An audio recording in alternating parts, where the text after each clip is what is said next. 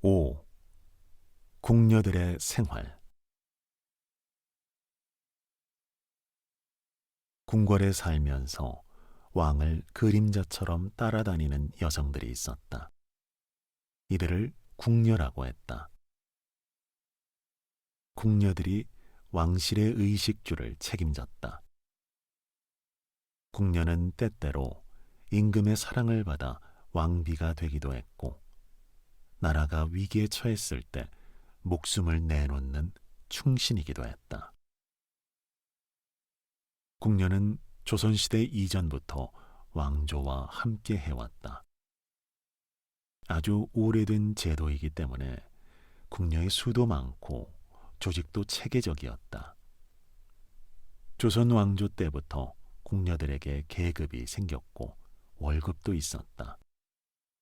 궁녀들은 궁궐에서 먹고 자면서 일했기 때문에 궁에서 받은 월급으로 넉넉하게 살 수 있었다. 조선의 법에 따르면 궁녀는 신분이 가장 낮은 천민에서 뽑도록 되어 있었다. 하지만 실제로는 양반 출신의 궁녀도 많았다고 한다. 조선시대에는 크게 양반, 중인, 상민, 천민 등 네 가지 계급이 있었다. 궁에 들어왔다가 어머니의 신분이 천하다는 이유로 궁에서 쫓겨났다는 이야기도 전해지고 있다. 천민이 아닌 궁녀들이 많았던 것으로 보인다. 조선 왕실에서는 아주 어린 소녀들을 궁녀로 뽑았다. 딸이 궁녀로 뽑히는 것을 싫어해서 10살만 넘으면 결혼을 시켰기 때문이었다.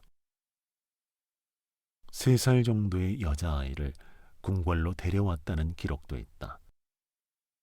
조선 말기에는 4살 또는 5살의 궁에 들어오는 사람도 있었지만 대부분 7살 이전에 궁에 들어오는 경우가 많았다. 궁녀가 되면 평생 궁궐에서 살아야 했다.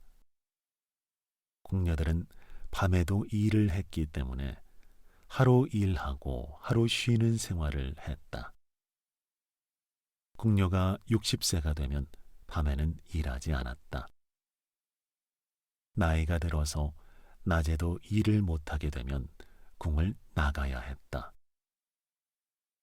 병이 들어서 일을 하기가 어렵게 되었을 때도 궁녀 가족이 있는 집으로 돌아갈 수 있었다. 나라에 가뭄이 들거나 재난이 발생했을 때 궁녀들을 궁 밖으로 내보냈다는 기록이 있다.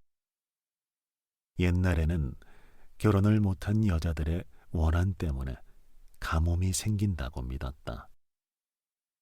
그래서 가뭄을 해결하기 위해 궁녀들을 궁 밖으로 내보냈다. 가뭄이나 재난 때문에 궁궐의 경제 상황이 좋지 않아서 경비를 절약하려는 의도도 있었다. 궁녀가 되면 입궁과 동시에 임금의 여자가 된 것으로 여겼다. 그래서 궁녀는 시집을 갈 수가 없었다. 병이나 가뭄 때문에 출궁을 했다 해도 자유롭게 결혼을 할 수 없었다. 조선시대에는 양반들이 출궁한 궁녀를 둘째 부인으로 맞이하기도 했지만 법으로는 금지되어 있었다. 조선의 왕실에는 600명에서 700명 정도의 궁녀가 있었다고 한다. 하지만 왕이나 시대에 따라서 궁녀의 수가 바뀌었다. 궁녀를 유난히 좋아한 조선의 10대 왕인 연산군은 1000명이 넘는 궁녀를 거느렸다고 한다. 26대 왕인 고종 때는 일본의 외교권을 빼앗겨 궁녀가 200명 정도밖에 안 되었다. 궁궐에 사는 사람들의 병을 고치거나 아픈 사람을 돌보는 일을 하는 궁녀를 의녀라고 한다. 조선시대의 의녀로서 기록이 남은 사람이 대장금이다. 대장금은 조선의 11대 왕인 중종 때 실제로 있었던 인물이다. 장금이라는 이름은 조선왕조실록 속에 10번 정도 나온다.